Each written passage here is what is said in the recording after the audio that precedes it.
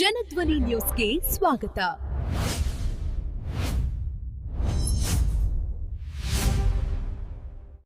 ಕಾಂಗ್ರೆಸ್ ಪಕ್ಷದಲ್ಲಿ ಯುವ ನಾಯಕರ ಕೊರತೆ ಎದ್ದು ಕಾಣ್ತಾ ಇದೆ.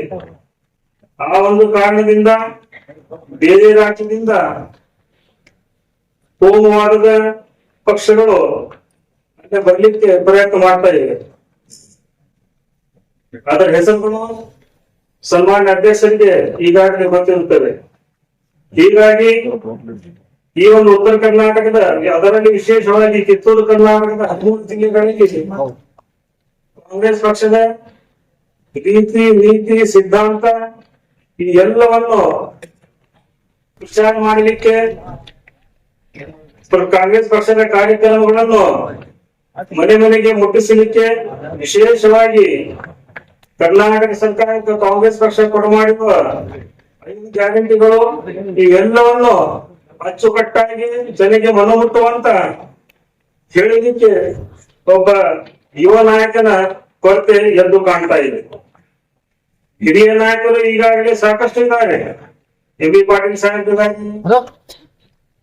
ಇನ್ನು ನಮ್ಮ ಬೆಳಗಾವಿ ಜಾರಕಿಹೊಳಿ ಸಾಹೇಬ್ ಇದ್ದಾರೆ, ಸಾಕಷ್ಟು ಲಕ್ಷ್ಮಣ ಸವದಿ ಸಾಹೇಬ್ ಇದ್ದಾರೆ. ಎಲ್ಲ ಹಿರಿಯ ನಾಯಕರು, ಸಾಕಷ್ಟು ಮಂದಿ ಹಿರಿಯ ನಾಯಕರು ಇದ್ದಾರೆ. ಯುವ ನಮ್ಮ ಅಧ್ಯಕ್ಷರ ಜೊತೆಗೆ ಅವರಷ್ಟೇ ಶಕ್ತಿಯುತ ಇರುವವರು ಗಾಡಿಗೆ ಚಕ್ರವನ್ನು ಕಟ್ಟಿಕೊಂಡು ಕ್ಷೇತ್ರ ಕರ್ನಾಟಕದಾದ್ಯಂತ, ವಿಶೇಷವಾಗಿ ಉತ್ತರ ಕರ್ನಾಟಕದಾದ್ಯಂತ ಗಾಡಿಗೆ ಚಕ್ರವನ್ನು ಕಟ್ಟಿಕೊಂಡು ಒಂದು ಹಳ್ಳಿಗೆ, ಗ್ರಾಮಕ್ಕೆ, ನಗರಕ್ಕೆ ಅಡ್ಡಾಡಿ ಒಬ್ಬ ಕಾಂಗ್ರೆಸ್ ಪಕ್ಷದ ಮತ್ತೊಂದೇ ಒಂದು ನಿಲುವು ಗಟ್ಟಿಪಡಿಸಲಿಕ್ಕೆ ಒಬ್ಬ ಯುವ ನಾಯಕನ ಅವಶ್ಯಕತೆ ಇದೆ.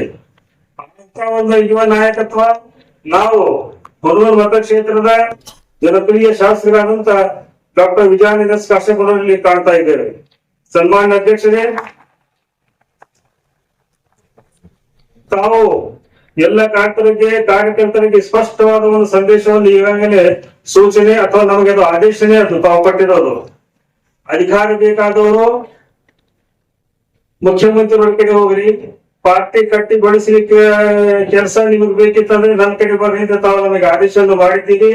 ತಮ್ಮ ಆದೇಶವನ್ನು ನಾವು ಚಾಚು ಚಪ್ಪದೆ ಪಾಲನೆ ನಾವು ಮಾಡ್ತಾ ಇದ್ದೀವಿ ಅಧ್ಯಕ್ಷರೇ. ಅದೇ ಒಂದು ದಿಕ್ಕಿನಲ್ಲಿ ಈ ಎಲ್ಲಾ 13 ಜಿಲ್ಲೆಗಳಲ್ಲಿ ವಿಶೇಷವಾಗಿ ಅಲ್ಪಸಂಖ್ಯಾತರು ವಿಶೇಷವಾಗಿ ಹೆಚ್ಚಿಗೆ ಅದರಲ್ಲಿ ಇನ್ನು ಕರ್ನಾಟಕದ ಇನ್ನಿತರೆ ಭಾಗದಲ್ಲಿ ಕಂಪೇರ್ ಮಾಡಿದಾಗ ಹೆಚ್ಚಿನ ಸಂಖ್ಯೆಯಲ್ಲಿ ಅಲ್ಪಸಂಖ್ಯಾತರು ಬಿಜಾಪುರ ಆಗಿರ್ಬೋದು, ಬಾಗಲಕೋಟೆ ಜಿಲ್ಲೆ ಆಗಿರ್ಬೋದು, ಬೆಳಗಾವಿ ಜಿಲ್ಲೆ ಆಗಿರ್ಬೋದು, ಹುಬ್ಬಳ್ಳಿ ಧಾರವಾಡ ಆಗಿರ್ಬೋದು, ಹಾವೇರಿ ಆಗಿರ್ಬೋದು, ಇನ್ನು ಹೆಚ್ಚಾಗಿ ಕೊಪ್ಪಳ ಆಗಿರ್ಬೋದು, ಇಲ್ಲೇ ಹೆಚ್ಚಾಗಿ ಅಲ್ಪಸಂಖ್ಯಾತರು ವಾಸ ಮಾಡುವುದು ತಮಗೆ ಈಗಾಗಲೇ ಮಾಹಿತಿ ಇದೆ. ಅದೇ ರೀತಿ ಲಿಂಗಾಯತ್ ಪಂಚಮಸಾಲಿ, ಲಿಂಗಾಯತ್ ಸಮಾಜದಲ್ಲಿ ಪಂಚಮಸಾಲಿ ಸಮುದಾಯ ಒಂದು ಪ್ರಬಲ ಸಮುದಾಯ. ಅದರ ಸಮುದಾಯ ಜನಸಂಖ್ಯೆ ಅತ್ಯಂತ ಗಣನೀಯವಾಗಿ ಈ ಒಂದು 13 ಜಿಲ್ಲೆಗಳಲ್ಲಿ ವಾಸ ಮಾಡ್ತಾ ಇದೆ. ಹೀಗಾಗಿ ಮತ್ತದರ ಜೊತೆಗೆ ಅಹಿಂದ ಸಮುದಾಯದ, ವಿಶೇಷವಾಗಿ ಕಾಂಗ್ರೆಸ್ ಪಕ್ಷದ ಭದ್ರಕೋಟೆಯಾದ ಒಂದು ನಮ್ದು ಬ್ಯಾಲೆನ್ಸ್ ಆದ ಒಂದು ಅಹಿಂದ ಒಂದು ಏನು ಮತದ ಬ್ಯಾಂಕ್ ಇದೆ, ಆ ಒಂದು ಕೂಡ ಆ ಒಂದು ಭಾಗದಲ್ಲಿ ಅತ್ಯಂತ ಹೆಚ್ಚಿನ ಸಂಖ್ಯೆಯಲ್ಲಿ ಅಲ್ಲಿ ವಾಸ ಮಾಡ್ತಾ ಇದೆ. ವಿಶೇಷವಾಗಿ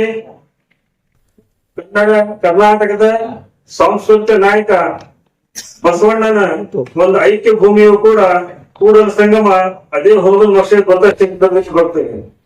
ಈ ಕಾರಣ ಅದು ಭಕ್ತಿಯ ಒಂದು ಇದೂ ಆಗಿದೆ. ಅದೇ ರೀತಿ ಬೆಳಗಾವಿ ರಾಷ್ಟ್ರ ಪ್ರೇಮದ ಒಂದು ಕುರುಹು ಆಗಿದೆ.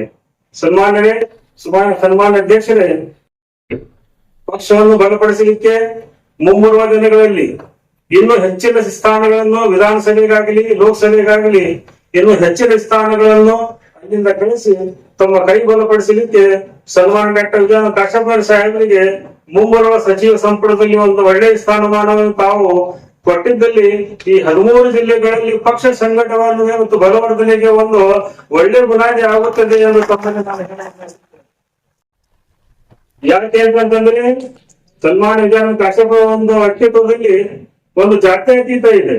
ಕಾಂಗ್ರೆಸ್ ಪಕ್ಷದ ಸಿದ್ಧಾಂತ ಕುಟ್ಟಿ ಅವರಲ್ಲಿ ತುಂಬಿದೆ. ತಾವು ಹೀಗೆ ಕಾಂಗ್ರೆಸ್ ಪಕ್ಷದ ಮತ್ತು ರಾಹುಲ್ ಸೋನಿಯಾ ಗಾಂಧಿ ಪರಿವಾರದ ಅಪ್ಪಟ ಒಬ್ಬ ಅಭಿಮಾನಿ ಮತ್ತು ಇದು ಬೆಂಬಲಿಗರಾಗಿದ್ದೀರಿ.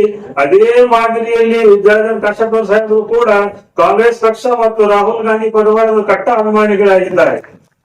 ಹೀಗಾಗಿ ಅವರಿಗೆ ಒಂದು ಕ್ಯಾಬಿನೆಟ್ ನಲ್ಲಿ, ಯಾಕಂತಂದ್ರೆ ಯಾಕೆ ನಾವು ಅಧಿಕಾರ ತಾವು ಹಿಡೀರಿ, ಅಧಿಕಾರ ನಾವು ಯಾಕೆ ಕೇಳ್ತಾ ಇದೀವಿ ಅಂತಂದ್ರೆ, ಡಾಕ್ಟರ್ ವಿಧಾನ ಕಾಶ್ಯಪನವರ ಕಾರ್ಯಕೇಶ ಮಟ್ಟಿಗೆ, ಅವರ ಕಾರ್ಯಚತುರತೆಗೆ, ಅವ್ರಿಗೆ ದೇವರು ಕೊಟ್ಟಂತ ಒಂದು ಟ್ಯಾಲೆಂಟ್ಗೆ, ಅವರ ಹಿಂದೆ ಸಮಾಜದ ಒಂದು ಬೆಂಬಲ, ಅಲ್ಪಸಂಖ್ಯಾತರು ಅಷ್ಟೇ ಅವರಿಗೆ ಪ್ರೀತಿ ಮಾಡ್ತಾರೆ, ಇನ್ನುಳಿದ ಸಮಾಜದವರು ಅಷ್ಟೇ ಪ್ರೀತಿ ಮಾಡ್ತಾರೆ, ಅವರ ಸ್ವ ಸಮಾಜವಾದ ಪಂಚಮಸಾಲಿ ಸಮುದಾಯ ಕೂಡ ಅವರಿಗೆ ಅಷ್ಟೇ ಒಂದು ಇದರಲ್ಲಿ ಬಹಳ ಪ್ರೀತಿ ಮಾಡ್ತಾರೆ. ಅವರು ತಮ್ಮ ಸಮಾಜಕ್ಕೆ ಪಾದಯಾತ್ರೆ ಮುಖಾಂತರವಾಗಲಿ ಮತ್ತು ಅಲ್ಪಸಂಖ್ಯಾತ ಸಮಾಜಕ್ಕೆ ಅದಕ್ಕೆ ತಮ್ಮ ಗಮನಕ್ಕೆ ಇರಬಹುದು. ಅದನ್ನು ಒಬ್ಬ ಅಲ್ಪಸಂಖ್ಯಾತನಾಗಿ ನಾನು ಹೇಳಲು ಬಯಸುತ್ತೇನೆ. CWA-NRC ವಿಷಯದಲ್ಲಿ ಇಳಕಲ್ಲಿದ್ದ ಬಿಜಾಪುರವರೆಗೆ 111 ಕಿಲೋಮೀಟರ್ ನಮ್ಮ ಅಲ್ಪಸಂಖ್ಯಾತರ ಜೊತೆಗೆ ಹೆಜ್ಜೆ ಹಾಕಿ CWA-NRC ವಿರೋಧಿಸಲಿಕ್ಕೆ ಒಂದು ಯಾರಾದ್ರೂ ಒಬ್ಬ ನಾಯಕ ನಡೆದಾಡಪ್ಪ ಅಂತಂದ್ರೆ ಹೀಗಾಗಿ ಅಲ್ಪಸಂಖ್ಯಾತರಿಗೆ ಅಲ್ಪಸಂಖ್ಯಾತ ಇಲಾಖೆ ಮುಖಾಂತರ ಮತ್ತು ವಕಫ್ ಮುಖಾಂತರ 100 ಕೋಟಿ ಈಗಾಗಲೇ ಅನುದಾನಗಳನ್ನು ತಂದು ನನ್ನ ಒಂದು ಮಾಹಿತಿ ಪ್ರಕಾರ 224 ಕ್ಷೇತ್ರಗಳಲ್ಲಿ ಯಾವುದೇ ಒಂದು ಕ್ಷೇತ್ರಗಳಲ್ಲಿ ಅಷ್ಟು ಸಮುದಾಯ ಭವನಗಳು ಇಲ್ಲ. ಎಷ್ಟು ಸಮುದಾಯ ಭವನಗಳು ನಮ್ಮ ಹುನಗುಂದ ಮತಕ್ಷೇತ್ರದಲ್ಲಿ ಇದಾವೆ. ಪ್ರತಿಯೊಂದು ಅತಿ ಸಣ್ಣ 10-12 ಮನೆ ಇರೋ ಒಂದು ಸಮುದಾಯಕ್ಕೆ ಒಂದೊಂದು ಸಮುದಾಯ ಭವನ, ಒಂದು ದೇವಸ್ಥಾನ, ಒಂದು ಶಾಲೆ ಕಟ್ಟಿಸಿದ್ದ ಕಿರೀತಿ ನಮ್ಮ ಡಾಕ್ಟರ್ ವಿಧಾನ ಕಾಶ್ಯಪ ಅವರಿಗೆ ಹೋಗ್ತಾ ಇದ್ದೀವಿ. ಮತ್ತೊಂದು ವಿಶೇಷವಾಗಿ ಅವರು NSUದಲ್ಲಿ ತಮ್ಮ ಶಿಷ್ಯರಾಗಿ ಕೆಲಸ ಮಾಡಿದ್ದಾರೆ. NSUದಲ್ಲಿ ಪ್ರಥಮವಾಗಿ, ನಂತರ ಯುವ ಕಾಂಗ್ರೆಸ್ ನಲ್ಲಿ ಕೂಡ ತಮ್ಮ ಅಡಿಯಲ್ಲಿ ಕೆಲಸ ಮಾಡಿರುತ್ತಾರೆ. ನಾವು ಈ ಎಲ್ಲಾ ಒಂದು ಕೆಲಸಗಳನ್ನು ಗಮನದಲ್ಲಿಟ್ಟುಕೊಂಡು ತಮ್ಮಲ್ಲಿ ವಿಜಯಪುರಕ್ಕೆ ನಾವು ಹೇಳ್ತಾ ಇದ್ದೀವಿ ಮಾತಿನ ನಡುವದಲ್ಲಿ, ವಿಜಯಪುರಕ್ಕೆ 111 ಕಿಲೋಮೀಟರ್ ಅಲ್ಪಸಂಖ್ಯಾತರ ಸಲುವಾಗಿ CWA-NRC ಹೋರಾಡಲಿಕ್ಕೆ ನಡೆದಂತ ನಾಯಕ ಡಾಕ್ಟರ್ ವಿಧಾನ ಕಾಶ್ಯಪ ಸಾಹೇಬರು.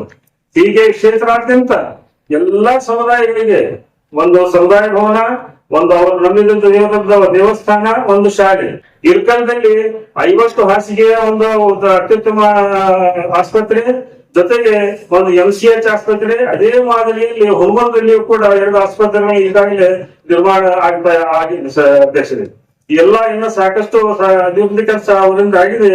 ಎಲ್ಲವನ್ನು ಗಮನದಲ್ಲಿಟ್ಟುಕೊಂಡು ನಾವೆಲ್ಲಾ ಕಾರ್ಯಕರ್ತರು ತಮ್ಮಲ್ಲಿ ಕಳಕಳಿಯಿಂದ ಕೈ ಜೋಡಿಸಿ ಕೇಳ್ಕೊಳ್ತಾ ಇರೋದು ಏನಪ್ಪಾ ಅಂತಂದ್ರೆ, ತಾವು ಅವರಿಗೆ ಸಚಿವ ಸ್ಥಾನದ ತಾವು ಕಡಿಮಾಡದಲ್ಲಿ ಇಡೀ ಉತ್ತರ ಕರ್ನಾಟಕಕ್ಕೆ, ಕರ್ನಾಟಕ ತುಂಬಾ ಅವಧಿಯಿಂದ ತಾವು ಕೆಲಸ ತಗೋಬಹುದು. ದಯಮಾಡಿ ನಾವು ಬಂದಂತ ಸೇರಿ ಸುಮಾರು 2,000 ಕಾರ್ಯಕರ್ತರು ಬಂದಿವಿ.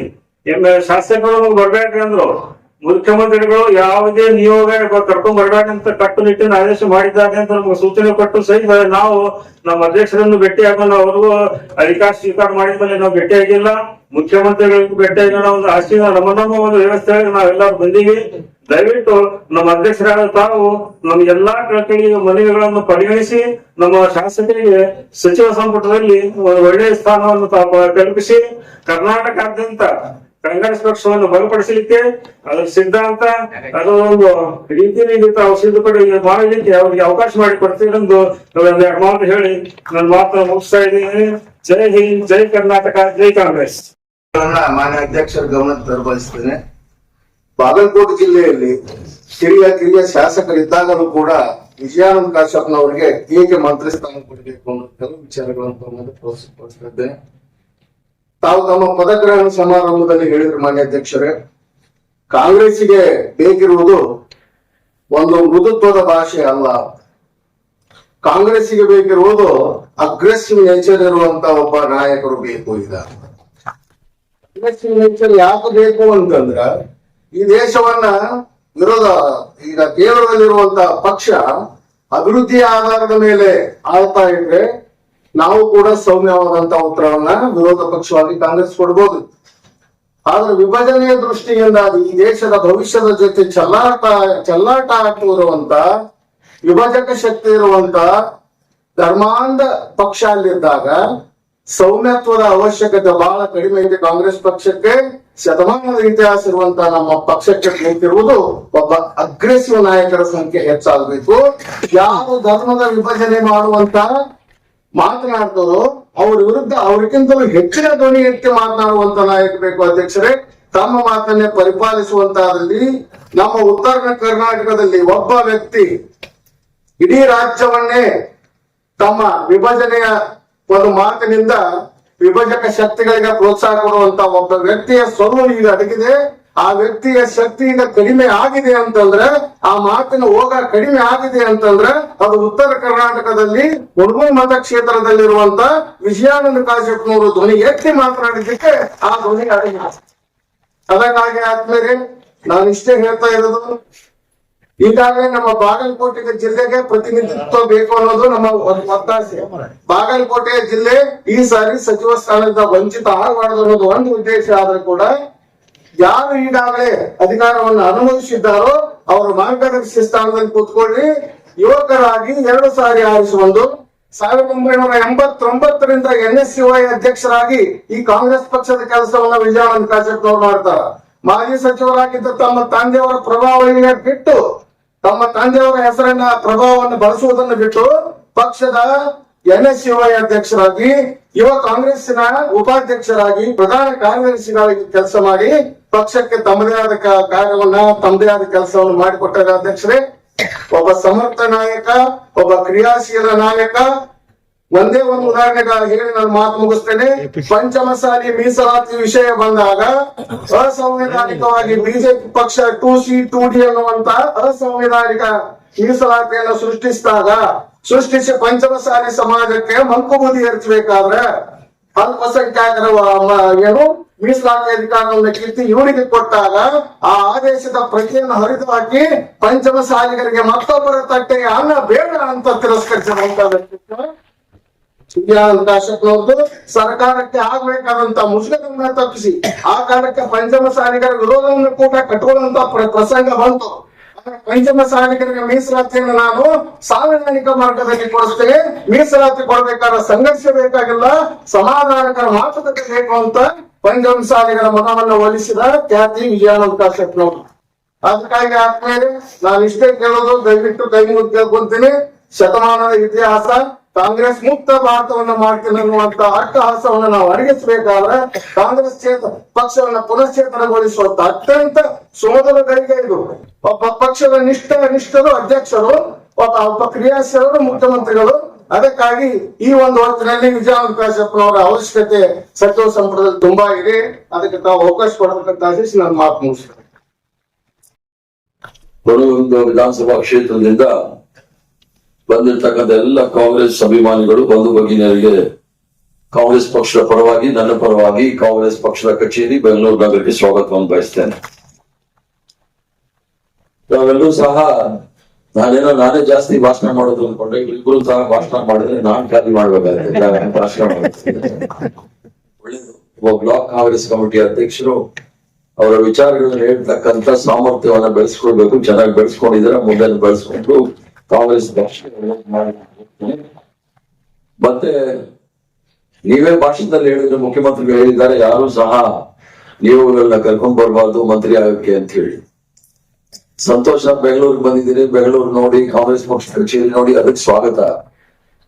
ಆದ್ರೆ ನೀವೆಲ್ಲ ಆರ್ಸ್ ಕಳಿಸ್ತಂತ ನಿಮ್ಮ ಆಶೀರ್ವಾದದಿಂದ ವಿಜಯಾನಂದ ಕಾಶಪ್ಪನವರು MLA ಆಗಿದ್ದಾರೆ. ನೀವೆಲ್ಲ ಆಶೀರ್ವಾದ ಅವ್ರಿಗಿದೆ ಅನ್ನೋದು ಗೊತ್ತು. ನೀವು 100 ಜನ ಅಷ್ಟೊಂದು ಕಷ್ಟ ಬಿದ್ದು ಈಗ ಬರೋದೇ ಬೇಕಾಗಿಲ್ಲ. ಅವರೇ ನೀವು ಬ್ಲಾಕ್ ಪ್ರೆಸಿಡೆಂಟ್ಗಳು, ಅವ್ರ ಶಕ್ತಿ ಏನು ಅಂತ ನಮಗ್ ಗೊತ್ತಿದೆ. ನಾವೇ ಅವ್ರನ್ನ ನೇಮಿಸಿರ್ತಕ್ಕಂಥವ್ರು. ಜಿಲ್ಲಾ ಅಧ್ಯಕ್ಷರು, ಬ್ಲಾಕ್ ಕಾಂಗ್ರೆಸ್ ಕಮಿಟಿ ಅಧ್ಯಕ್ಷರು ಬಂದು ಹೇಳಿದ್ರೆ ನಮ್ಗೆ ಗೊತ್ತಾಗುತ್ತೆ ಅವ್ರ ಶಕ್ತಿ ಏನಿದೆ ಅಂತ ಹೇಳಿ. ಅದನ್ನ ಇಷ್ಟೆಲ್ಲ ಕಷ್ಟಪಟ್ಟು ಶ್ರಮ ಪಟ್ಟು ಅಷ್ಟು ದೂರದಿಂದ ಬರೋದು, ನೀವೊಂದ್ 4 ಜನ ಬಂದು ನನಗೆ ಹೇಳಿದ್ರೆ ಆರಾಮಾಗಿ ಕುತ್ಕೊಂಡು ಮಾತಾಡ್ಬೋದಿತ್ತು, ತೊಂದರೆ ಇಲ್ಲ, ಬಂದಿದ್ದೀರಿ. ಅದರಿಂದ ವಿಜಯಾನಂದ ಕಾಶಪ್ಪನವರು ನಿಮಗೆ MLA ಇರ್ಬೋದು, ಅವ್ರ ತಂದೆ ನಿಮ್ ಭಾಷೆನಲ್ಲಿ ಅಪ್ಪ ಅಂತಾರ ಅಥವಾ ತಂದೆ ಅಂತ? ಅಪ್ಪ. ಅವ್ರ ಅಪ್ಪ ನಾವೆಲ್ಲ ಒಟ್ಟಿಗೆ ಇದ್ದವರು. ಇವ್ರು ನೋಡಿದ್ರೆ ಅವ್ರ ನಮ್ಮ ಜೊತೆ ಯುವಕ ಇದ್ದಿದ್ದು ಅಂತ ಹೇಳ್ತಾರೆ.